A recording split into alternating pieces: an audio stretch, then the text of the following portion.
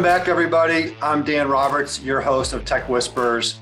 And today we're going to talk about a topic that's on everybody's mind, and that's technology talent.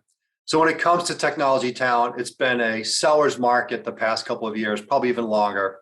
So questions for us to consider. Will this white-hot talent market continue in 2023? What are the trends and themes that CIOs are paying attention to over the next 12 to 18 months? So joining me today to unpack these and other timely topics are two of the top executive recruiters in the CIO, CxO retained search space. No doubt you know them both as they are considered top industry thought leaders. First, Martha Heller is the CEO of Heller and Art Associates, the author of several books, including Be the Business and The CIO Paradox. I recommend them both. She's a longtime contributing editor to CIO Online, where she publishes amazing thought leadership and the very popular monthly column titled Movers and Shakers. It's one to follow. You also know of her from the Heller Report, which comes out religiously every Thursday morning. And I would recommend that you subscribe today. It's a really amazing resource. Art Hopkins is the global co-leader of the technology offices practice of Russell Reynolds Associates and a board member of Rural Sourcing. He is also a board member for an organization that he and I both are very passionate about, very involved with, the IT Senior Management Forum, or otherwise known as ITSMF. This is the only national organization dedicated exclusively to cultivating executive talent among Black technology leaders. He's also been a huge advisor to the Tech Whispers podcast since day one, and I seek his insights. Awesome. Art, I'm going to start with you. Welcome, and would you kick us off with giving us a perspective on the state of the industry today, and specifically around digital transformation? So Art, take it away. Dan, it's great to be here with you once again and to be joined by Martha. It's a great opportunity to chat with you about what we're seeing in the market, in the industry, et cetera, as 22 draws to a close. I can tell you that we are continuing to see a very robust talent market for tech leaders. And when I say tech leaders, I mean CIOs and chief tech officers, chief digital officers, et cetera, in spite of the level of economic uncertainty that continues to kind of loom and lurk around the corner. We continue to hear everyone talk about this nebulous thing called digital transformation. I still feel like I die inside just a tiny bit every time, and I wonder, what will it mean this time? So I'm going to take liberty to come at the idea of digital transformation a little bit differently. Hopefully it's a little different. A couple of years ago, we started talking a lot about the convergence that we at Russell Reynolds observed around the senior-most technology executive, that there was this convergence of all things infrastructure, apps, and digital, even reaching out into customer interactions and kind of all coalescing around that single point of accountability. Over the past year, what we've seen is a new trend, and the way that we have given it a moniker to identify what's happening is this idea of tech vantage. That there is now not only this convergence of responsibility under a single top tech exec, but we're seeing that permeate out into the rest of the executive leadership team. And what we are seeing among the best led, best performing companies is what we might in the past have called technology fluency or technology awareness. But concisely what I would say is Tech Vantage is two things. It is one, operating from the vantage point of taking full advantage of what technology presents. And then the second piece is the advantage that accrues from fully leveraging it. And so when I said I would take liberty with digital transformation, here's what I would tell you I think digital transformation might mean and perhaps should mean as we go forward. It is the transformation of the corporate culture. It's a transformation of the operational model that is fully informed by everything that digital can put forth, everything that digital can do to impact the business. And that there is a mindset that is shared by leadership, and it doesn't stop at leadership, but it needs to start at the leadership level. The transformation of how they think about and operate their business. And what I would tell you is we observe all of the change and upheaval that's happened over the past, we keep saying, well, over the past 2 years, and then the clock just keeps running. And I don't think it's likely to all of a sudden go into some stable state where we can say, now we are set. I think we're going to continue to see this level of change and upheaval as we go forward. Technology, I believe, will be, and this TechVantage will be, the most impactful factor in how companies respond and flourish as we go forward. I think that's what digital transformation ought to mean going forward. That's really good, Art. And your website has some great insights on this TechVantage vision, right? Including some of the stats, which are pretty daunting, right? What is 1.7 trillion spent on digital transformation, and 70% of those have failed. So not a great tracker. I recommend people go to the Russell Reynolds website and look up TechVantage. Yeah. And thanks very much for the plug. I would tell you that I think part of that failure rate is a function of not having the right mindset around what it is that we are supposed to be doing. I think a lot of companies, they're downloading a bunch of technology, they're meeting with a bunch of the vendors and buying up a bunch of stuff. And then they sit there and they look at it, and, at best, they might be plugging it in and logging on, and then they stare at it and wonder, where do we go from here? As opposed to asking ourselves, how can we fully capitalize on everything that technology makes available to us to better this business? Yeah, it's really good. Martha Heller, welcome to you. And we all know your writings. You're interacting with CIOs, CxOs every day. You're also a big history buff, which I think gives you an interesting perspective on the future too. So kind of build on what Art just shared about the state of the industry and this culture transformation. Sure thing. Thanks so much, Dan and Art. It's great to be here. When I was prepping for this event, and believe it or not, I actually do some preparation. I didn't just wing it.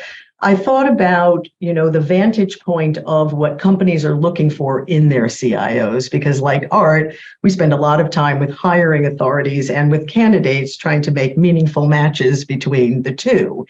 And what CEOs and COOs and all the rest of the hiring authorities are looking for primarily are three things. Now, they want project execution and strategic thinking and relationships and all those wonderful attributes that make their way into all of those position descriptions. But I've sort of bucketed these requirements into three areas. The first is digital. And Art, like you, I cringe a little with digital. When something means everything, does it mean anything, right? So I kind of broke digital down into three buckets from the way our clients are perceiving it. The first concept of digital, which I actually hear about most often, is actually automation. It's putting in SAP S/4HANA. It's really just deploying technologies, but in many CEOs' minds, that is digital. The second area, which is probably the biggest bucket out there, is customer technologies, right? It's creating a seamless experience among your customers.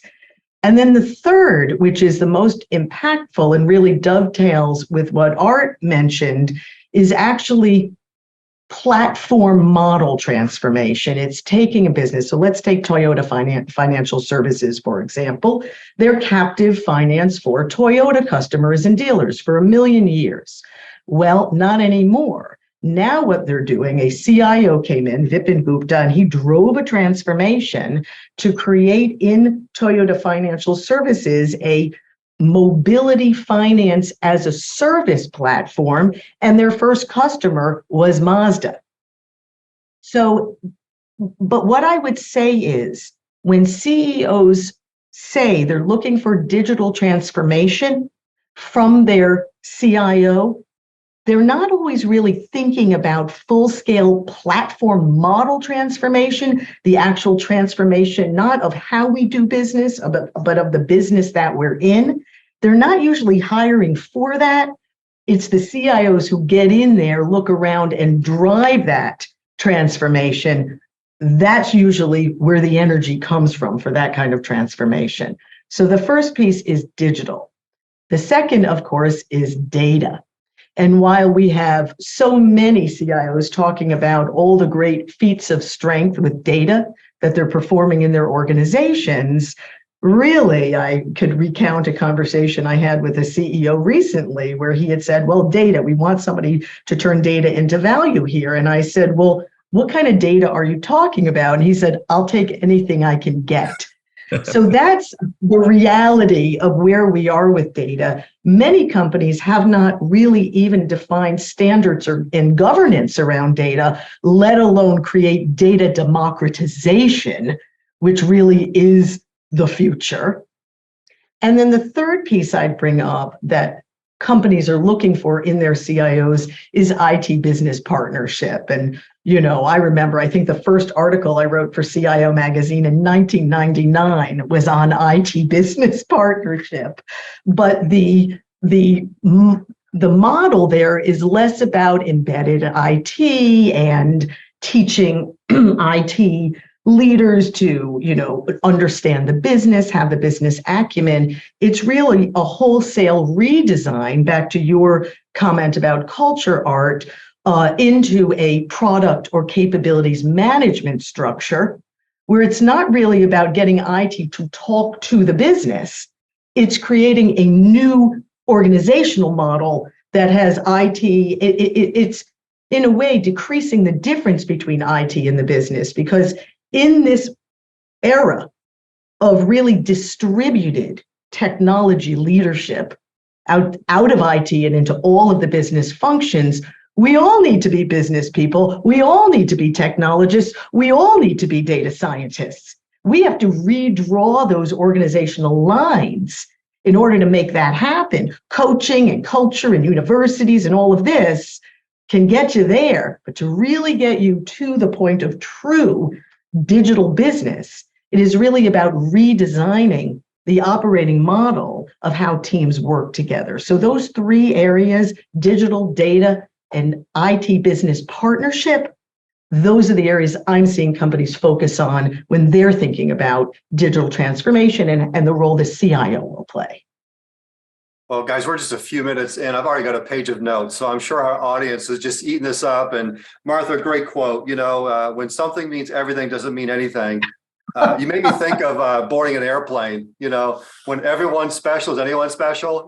Exactly. If you own the card and you're 6'7" and it's just crazy. But coming back to you, Martha, one of the things I like to do is pull in questions from our experts in the field and our CIOs, our practitioners. And Larry Quinlan, good friend of Art's and mine, has this amazing question. He's a legend. Right? He was Deloitte CIO. He's now on numerous boards. We had him on the podcast recently. Go listen to Larry Quinlan. But here's his question, and I'd love for you to tackle it, Martha. He says, it appears that the role of a modern CIO varies sharply from the recent past. What are the key changes that must be implemented in the role? So I know you've got a point of view around this, the CIO changing role. And the reason why I rebranded, this used to be called CIO Whispers. I had to rebrand it to Tech Whispers, right? So I'll let you take it, Martha. Sure. So, every time I interview a CIO, I ask them to define their role. What is the impact they're having? What is the role all about? Lately, what I'm hearing most often is Chief Value Officer. Once you're able to get out of the business of delivering technology onto business users who consume it, and you create a structure of product management, a structure of democratization of data, democratization of IT. So you're not always responding to requests. You're creating an environment where your business users can help themselves, whether it's RPA, whether it's data visualization, whatever it is. Well, then what are you going to do with your time? It's consulting to each area of the business to say, what can technology do for this part of the business, and making sure the governance is there so that everybody isn't reinventing the wheel all over the place. I did an interview with Bonnie Smith, who was the CIO of Lear Corporation until she moved to be the CIO of Tech Data. And what she had done is created something she called SOS, which was I don't remember what the acronym was now, to be honest, but It was really an RPA self-service model. So what she had is she had 270 plants around the world, and they each kept doing their own RPA. And so she's looking around, and I love the way she put it. She said they were innocently creating shadow IT. So what she did was she put in a whole model, which took a long time. It took a lot of vendor negotiation because it was a different kind of role for vendors. She had RPA tools and training installed in each one of the plants, 270 plants. And then IT's role was to provide the guardrails and the governance and to make sure that each RPA solution developed was checked in to almost a repository or clearinghouse so that we wouldn't be reinventing the wheel. So that if a plant in Asia Pac was creating something, she could say, you know, the folks in Germany have already done that. Why don't you all get together and talk about it? And at the end of it, at the end of that whole interview, I realized, wow, she's not delivering technology. She's creating an opportunity for the business to have their own technology, which frees her up and her team to really be strategic internal technology consultants. So that is one changing role to Larry's question.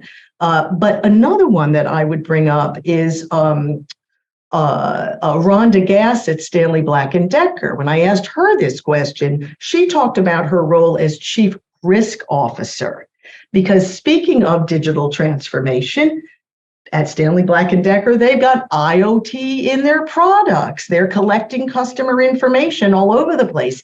Every time you create an IoT opportunity in a business unit, you create a security issue or a potential for a security issue. There's risk every time you sort of open the door to external partners and customers. So now she's seeing her role, again, not as, no one talks about the role anymore as deploying technology or running an IT organization. It's about creating in the business a capability around governance, around risk, around value. And the last one I'll bring up is, you know, just to, you know, you mentioned my interest in history, just going back to the CIO role. When it first came out, it was really almost, you know, an accidental CIO where, oops, I wrote a piece of software to do, you know, automate a process. I'm the MIS director, and then I'm CIO in about 1987 was our first CIO. And then after that, when it became more about ERP, it was really about, it was technology deployment. Less about software engineering and more about business process change and large program management. Along comes .com. Now we're thinking more about business models. We're thinking about the customer. Here we are in the age of data. As much as digital, we're in the age of data. Now CIOs need to be all about the customer. They need to be all about internal processes.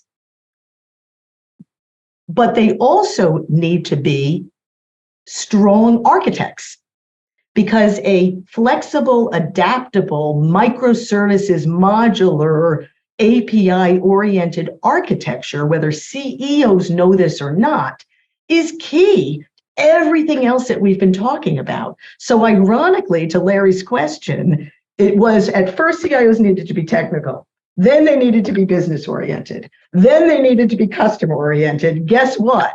Now they need to be all of that, but that technical capability has come right around again. And so I would say CIOs actually, I wouldn't say they need to be engineers. They have to have an engineering mindset, and they do need to understand architectural issues. Interesting. Yeah, no pressure out there, you know, in the hinterlands. It's a tough job. But it is. You know, George Westerman, MIT's got that great quote, never been a better time to be a great CIO, nor a worse time to be an average one. Exactly. And, that seems always to be true. Yeah, yeah. In your introduction, you talked about, you redefined digital transformation. You talk about it's more about corporate culture transformation. And no surprises, a lot of the CIO questions I got were related to culture. And I'd like to run the first one by you. Came from good friend Michael Smith, CIO from Estee Lauder. We know him from Mylan, from Nike, some great companies. Michael has just awarded the CIO of the Year Orby Award, the Leadership Award in New York, which is a very prestigious award. So congratulations on that. But his question, at SD Lauder Corporation, we built a culture of joy in IT, which allows us to create camaraderie and a positive morale amongst our team, especially back in the office. Why is culture more important than ever for candidates when they return to the office, often with a new team? So kind of building off of what Martha said and going right into your question, here's a way that you might think about the job of a CIO going forward, or what I would refer to as the top tech exec, because the title may or may not be CIO. I would say it would warm my heart if Martha asked her question of describe your job to me, and someone's response was something to the effect of, I am the business executive who is entrusted with ensuring that we optimize the business value of all things tech and digital. And so, first of all, do you even think of yourself as a business executive? And not to turn this into a lot of word games, but I'm not sure that everyone at the C level or at the exec level really sees himself or herself as a business executive. And then, do you recognize that you have been entrusted with this? You don't own the technology, but you're the steward, the custodian of all of this stuff that has been placed in your care. And that your job, one of your top priorities, is to optimize the business value. I think you could have an interesting conversation about the difference between maximizing and optimizing, because maximizing might say, the world ends, as far as I'm concerned, on December 31st. And so we're just going to wring out every penny. We're cutting off all updates and upgrades, et cetera. That's, maximizing it might look like that. Optimizing would not. Maximizing it might mean grinding your team into dust to get some arbitrary deadline met.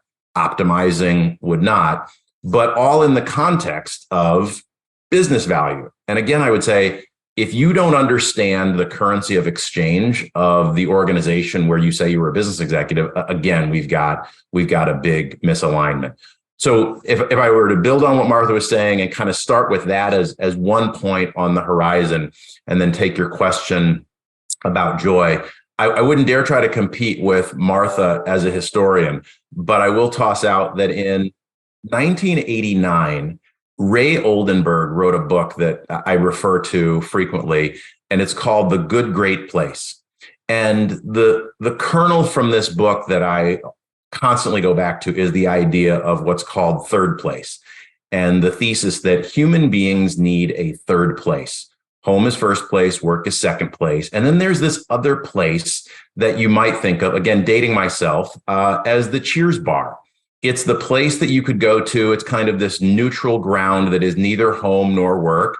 You go there on your own terms. We often talk about bringing your whole self to work, but I often follow up by saying, as you self-identify. Think you're in control. When you go to work, you decide, how much of myself do I want to bear to everyone around me? How much of my personal life and interests, et cetera? That's what the Cheers bar was. And then COVID happened. And COVID happened after this insurgence of technology, and we can have social connections online and Facebook, et cetera, et cetera. And so we had technology providing us this playground for getting to know one another. We had COVID, and so we couldn't go out to the Cheers bar. And now I think we're in the midst of a reboot. And so I love the fact that companies are, whether they're articulating it and connecting these dots in the same way that Ray Oldenburg did, I love the fact that companies are recognizing that there are some human needs, or at the very least wants, that we should be addressing in the workplace. And then, there's this idea of joy as part of the foundation of culture. It's interesting that he says joy and not happiness. I would say you might think of joy as something that emanates from within and is kind of enduring and emanating out and resilient, et cetera. Happiness, something perhaps that is just prompted by external stimuli. There's something good that happens and then you say, I'm happy. There's something bad that happens and say, I'm unhappy. But if you've got kind of this abiding sense of joy, it remains with you in spite of those fluctuations. So, what's the point? I think that there is this call to action for all business executives, all leaders, irrespective of, whether there's an acronym at the beginning or end of your title, take up the leadership mantle and think about what are the human priorities, whether you call them needs or wants that people have. How do you create a culture or context where those things are nurtured? And are you creating this among people and sending them out and saying, hey, you need to be a standard bearer of our corporate culture, our corporate values, et cetera? I think that companies that figure out how to work in a hybrid mode where they recognize some people just don't ever want to come back on site, and that there are other people who are just clamoring for the opportunity to get back into the break room and shake hands with people and face-to-face interactions over the water cooler, et cetera.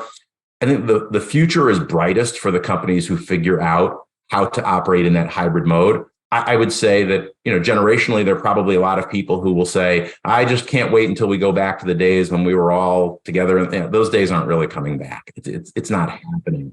And my admonition to them would be, it would be wonderful if we go back to your happy place, but you have a responsibility to create a happy place for people who don't want to sit in the break room, or who don't want to be crowded in a room with a 5-person capacity, but they've got 15 other people in there with them.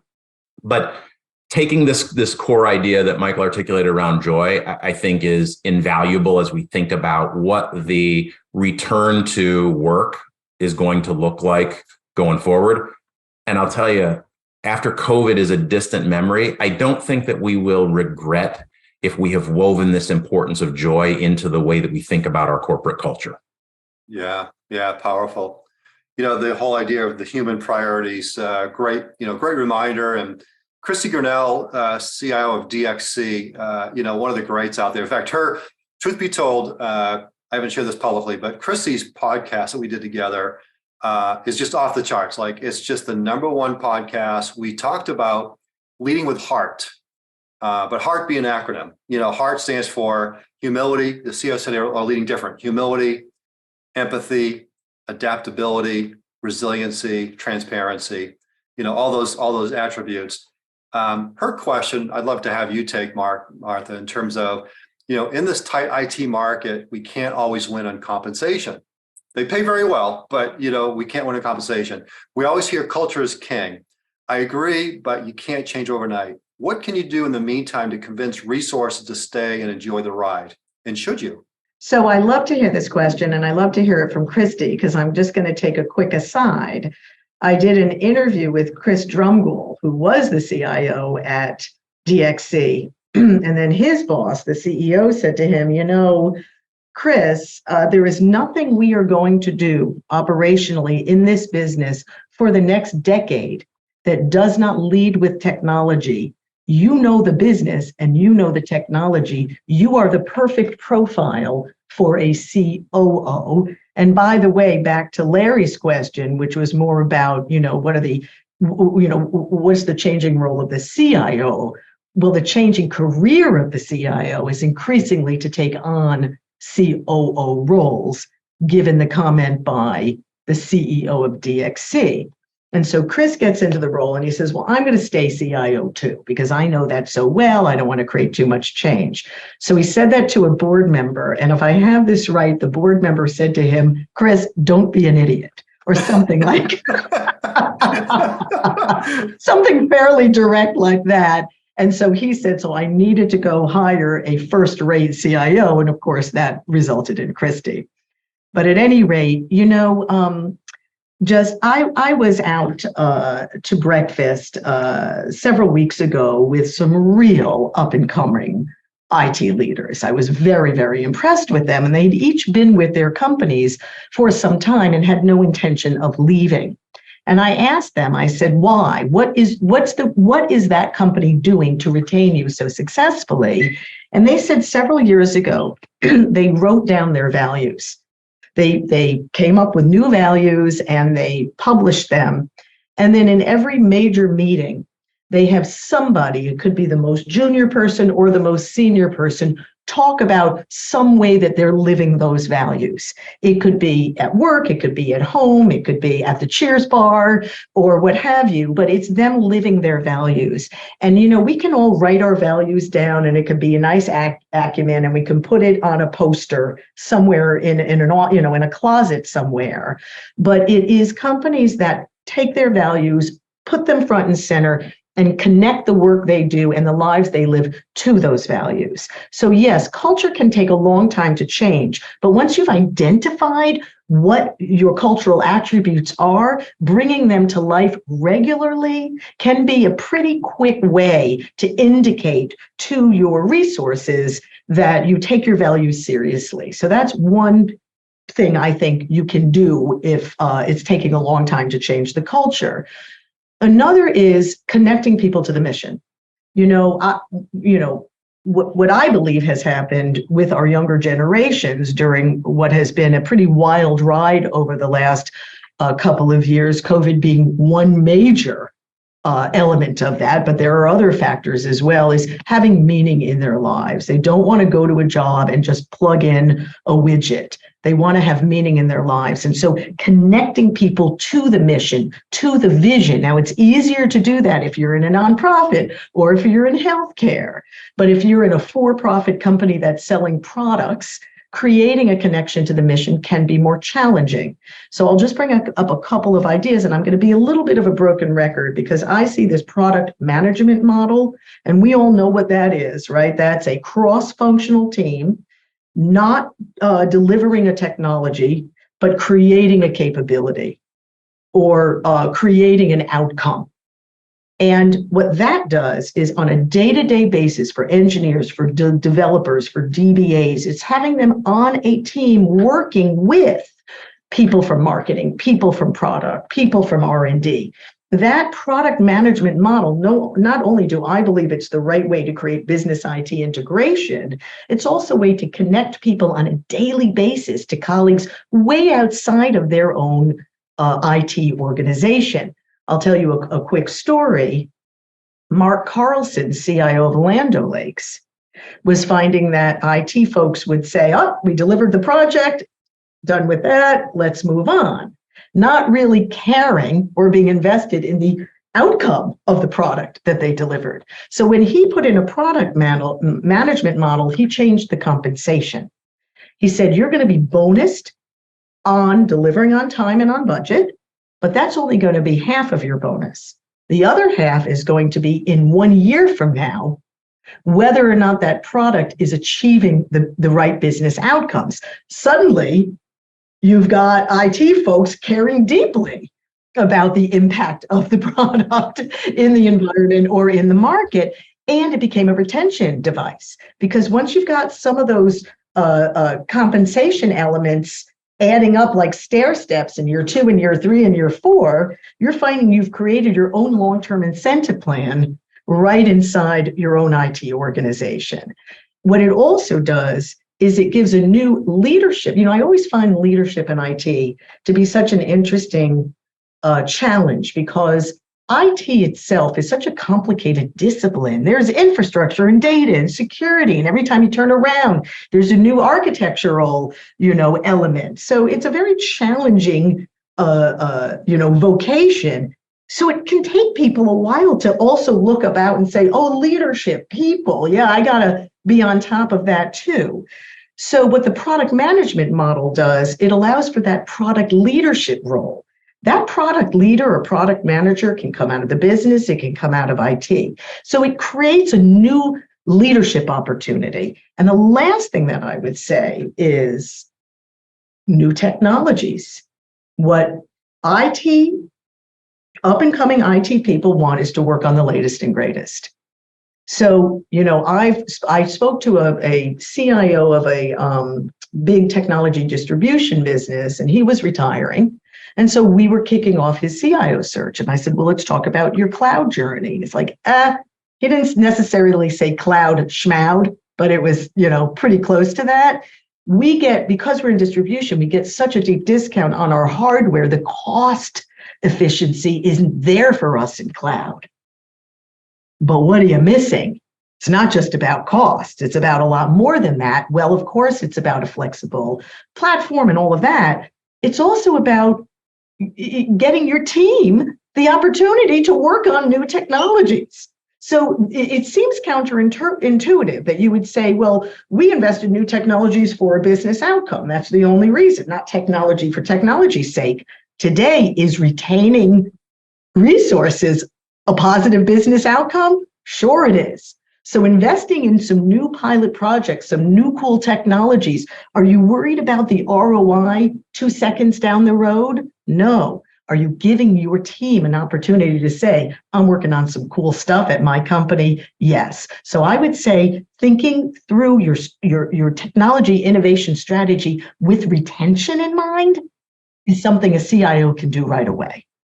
It's a big deal, yeah. And one of the techniques I've learned from you over the years, Martha, is I've seen you moderate panels and so forth. I think you call it the lightning round. So I want to throw some rapid fire questions at you and Art.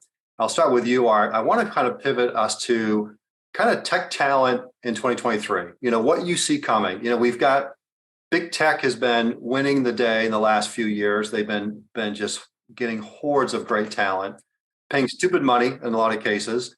Now we see them laying off tens of thousands. If I'm an incumbent CIO today, what does this mean to me? What's that look like to me? Yeah. Look, I think that there is perhaps, and I'm not certain that we are there yet, but there is perhaps a moment where there will be some talent in the market who would be interested in making a move, away from some of the fast-moving, highly speculative tech juggernauts into something that's a little bit more predictable, stable, arguably less sexy. You may find people who are ready to move back into a corporate environment. They had a turn at the wheel for something that was speculative, and maybe the speculation didn't quite work out as hoped. I want to be careful, though, in saying I don't get the sense that we are quite there at that moment just yet. I think that there is still enough demand for talent that even if people find themselves in a tenuous situation or even on the outs at their current employer, I don't think that this winter has set in long enough that people are saying, I'll just take any job, just hire me, et cetera. And even if they did, I would urge people just to be cautious about that, because it may be that folks do that kind of as a layover on their way to whatever is next in their own autobiography. I think it's really important to understand what people's motivations are. And whenever I interview candidates, Martha and I each have our own go-to questions. One of the things that I always ask people is, what is the next chapter of your autobiography? And you got to quit treating your career like a biography. You're in control of the narrative. Tell me what the story is. And sometimes I have to remind them, I don't want you to tell me the story as it aligns to the opportunity that I called you about. So, okay, I heard what you said that time. Now tell me the story without this position spec in front of you. And then what sometimes people miss is, I'm listening for whether the story you just told me of the chapter, remember, it's not a brand new story, it's just the next chapter. Does it even pair up to all of the chapters that have preceded it? So, in the case of someone who has changed jobs every 2 years just so that they could get a higher title, you tell me, oh, I don't care about title now. I realize that I want to make the world a better place. Like, really? You've been doing this for 30 years and now all of a sudden you want to make the world? It's possible, but I'm just looking for some way to reconcile the next chapter to everything that has led up to that point. Net, I think that you may find some really good talent in the market. I think if you are at a company that is performing at a level where you can make smart hiring decisions, it's an interesting market to start looking at talent. If you are talent in the market, I don't think that it's doom and gloom, but I do think that there is some uncertainty, some tentativeness among companies about running out there and doing a bunch of hiring at this moment. Martha, for those on the flip side of that equation, those who've been laid off, Ralph Lauren, always the one willing to ask the hard question, which is, what do you do when you get fired? Ralph, he's like, most everyone has been let go for at least one job. Perhaps it was a business downturn, perhaps it was a major project gone wrong, or just a bad chemistry with you and a boss. Just get your perspective on, folks who are facing that situation. Is the world over? I mean, are they done? How do you think about that? How do you advise people? I mean, really, all of this is context, right? It depends on what does the rest of your resume look like. If you've moved every 2 years and three out of those were you got fired, you have a challenge and you might want to do some real introspection and understand what's going on and why are you being fired so often. But I would say, we all have career blips that we look at and we say, maybe that wasn't the right move. My advice is to be very transparent about it, be very forthcoming, but be short about it. You don't need to go on and on. Well, it wasn't really fair because I came in and they told me. You don't need to, have a soliloquy on the injustices of the company that wronged you. Right? I would make it short and sweet. I would put it on your resume. Now, be honest, if it was a 2-month stint, you don't always have to put it on your resume. But if it was something significantly longer than that, and you were fired, the way I would do it, I would say right to the executive recruiter or to the corporate recruiter, I was let go. It really wasn't a cultural fit, but I have some terrific references from the company, and then move on. And if what the recruiter wants to do is drill down and ask you questions, let him ask you those questions, but I would be short and sweet about it. I wouldn't make an apology for it. I think when in doubt, just go for the truth, short and sweet, but again, mention the good relationships and the references that will support you from the company that you left. Yeah. If I could add to that, yeah, please. Would say, if you got fired, own it. Don't hem and haw around it. Don't kind of, is this mutual, blah. No, if you got fired, say, listen, I got fired. And maybe you don't want to say fired. You want to say, let me go. But I would say, number one, own it. Number two, be ready with what you learned from that. If nothing else, I'll take Martha's example. Got in there, discovered it wasn't a cultural fit, and it came to an abrupt end when they let me go. And so, as you and I have this conversation about this new opportunity, I just want to let you know I'm really focused on culture fit and making sure that it aligns well, et cetera. We've talked a lot about culture and values through this conversation, and at some points using them synonymously. I challenge clients to make a clear distinction between culture and values. And here's a really easy way to start that thought process. A lot of people are saying it's time to transform our culture. And we go, yeah, that's a good thing. But not many people think we should transform our values. I think your values should be pretty enduring. And if I'm not mistaken, it was Harvard Business Review who did an article a couple decades ago, and they challenged people on what their core values really are. And they said, it's not what the HR department had you post on the wall. Your values are the things that you would adhere to, even if the market punishes you for doing so. That's an interesting way to think about what your real values are. And I would say when you're interviewing candidates, you ought not be interviewing based on culture fit, rather on values fit, especially if you're trying to change your culture. And as you're thinking about what the future may bring, do you really want to be locked into this forever archetype of what a cultural fit is? Probably not. But you do probably, unless you're in a really strange scenario, you do probably want to stick with the values that you've maintained throughout. And then the last thing I'll say, as far as if it was a really, really short stint, I can tell you that I have seen situations firsthand where someone had a very short stint, elected not to put it onto their resume, and that blew up in their face because it was known that they were employed for a very brief period of time, and it was perceived that they were trying to sweep it under the rug. So I would say be thoughtful about how you address it. I'm not saying I disagree with Martha. I'm just saying proceed with caution in a situation like that. Agreed. And what I would also say to Art's point is, what I hear all the time, it was mutual. It was mutual. The CEO and I made a decision. On many searches, recruiters will do some little back channel referencing and we'll go check in on what really transpired. You would be better off coming forward and saying, I was let go or I was fired.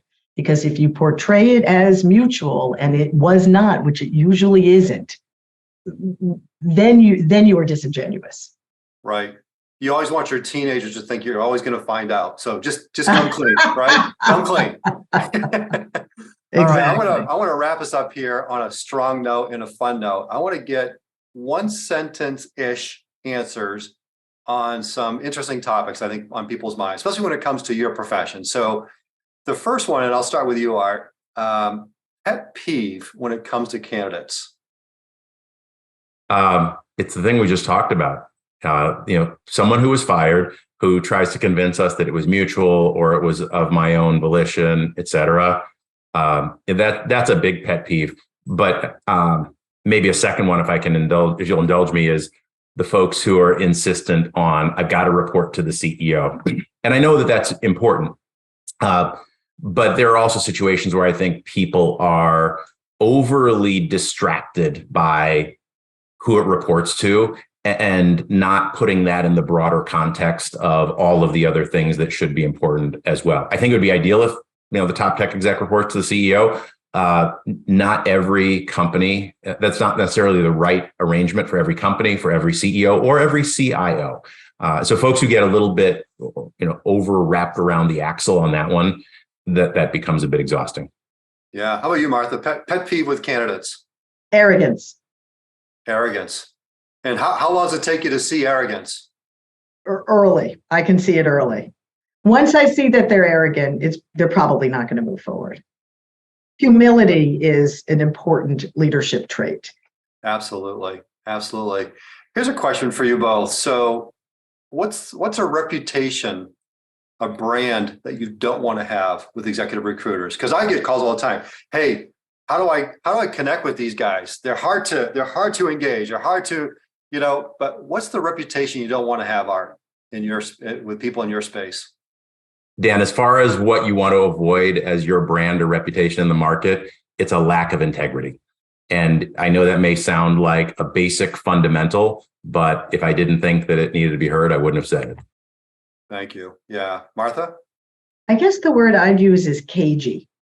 Being cagey, not being forthcoming when you have other opportunities, when you have compensation expectations, but holding so much to the vest that you're not allowing the recruiter to do their job. And the other I would say is these days, somebody who has a command and control leadership style will likely not be acceptable to your clients across the board. Yep, that old traditional style of leadership is certainly a rearview mirror, and that goes back to those 1900s you guys referred to. And I know you weren't around then professionally. You're just looking at reruns of Cheers, Art. But, oh yeah, and Martha is a real student of history. That's right. Last question. True. I want to take a big risk here, especially with you two. And I'm going to give you complete just give it up to you. So, what's the wrong question people are asking right now around talent, search, whatever, that you hear that kind of, but what's the right question? I know it's kind of a nebulous one, but all right, what do you think? What's the wrong question? What's the right question? Again, I'll go back to, does this report to the CEO? I think sometimes we waste way too many cycles on that. I think the right kind of question is around the priorities for the business. So what are the big business imperatives that you face and that you would look to me to address in 6, 9, 12 months? I think those are the kinds of questions, especially if you're interviewing with the CEO. Those are the things that are top of mind for CEOs. Got it. Martha, wrong question, right question. I'm going to do what always drives me crazy, Dan, when I'm moderating a panel, but I'm not going to answer that question. I'm going to answer a different question. All right. At least you're transparent. to a fault, which is, what's the wrong answer? The question that I always ask is, why is this role of interest to you? Why potentially of interest? And when I hear, well, me, my, what's happening here in my organization, I'm ready for something new, the culture has changed here, I'm, all these reasons, there's two parts to every move. One is pain aversion, I'm done here. And one is pleasure seeking, I want to go do that job, sort of the push and the pull. It's candidates who focus too much on the push and not enough on the pull. The beginning of, the answer to that question when you're on an interview with the CEO or whomever should be, this is why I'm excited about your company, about this opportunity and all that I can bring. oh, and by the way,